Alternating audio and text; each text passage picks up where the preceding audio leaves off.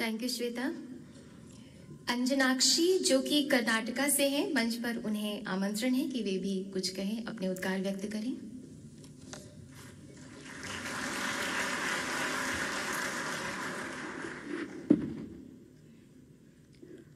Good morning, Honorable Prime Minister, respected ministers, and to all the dignitaries present here today.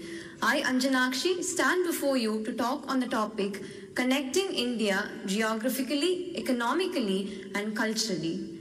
Bharat is a unique country in many ways, including its geography. Its location is such that it is situated in the heart of the world, that is, the Hridayasthana.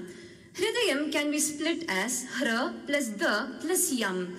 Hra meaning Harati, that is to root out the bad things. Da meaning Dadati, to give it back as good. And Yam meaning Yati, that is to revolve. This is how the heart functions in our body and keeps it as one. This is how Bharat functioned in the past. It took in everything and gave back all the good to the world, and the world revolved around Bharat, and this is how we should function in the future also.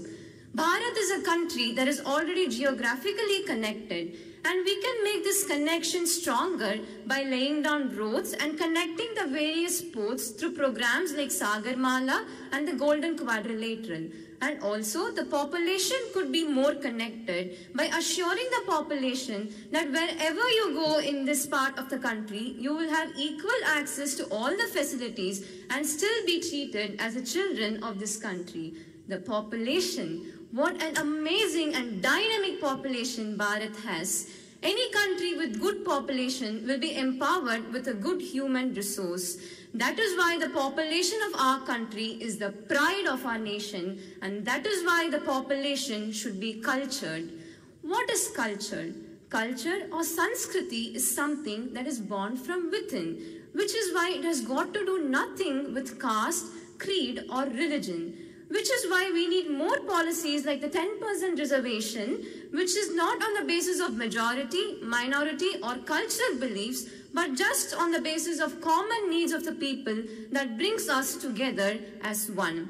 So when the population is one and when a Sanskriti is established, it leads to a good economy. How? The biggest problem that Bharat is facing now is the economic disparity in terms of GDP in different states, which again arises because of the different geography and culture of each state. So when we bridge the gap between these two, then even the most impossible and difficult policies like one nation, one tax, demonetization, bringing down the black money becomes more easy to exercise. And hence, when a nation is geographically connected, the population becomes one. When the population becomes one, a Sanskriti is established.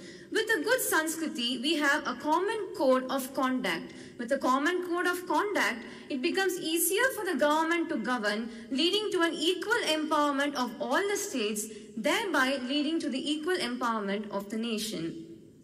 When this happens, despite staying in Bharat, nobody will have an anti-Indian thought. You know, no tukde gangs.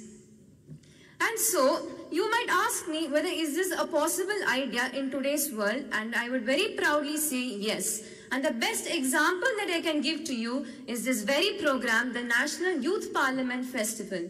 Just like in the past, how Adi Shankaracharya ji started from the south and connected the entire nation, here we are from different nooks and corners of the country, from different cultural backgrounds, and yet sitting together as the new voices of India for a strong and a united Bharat.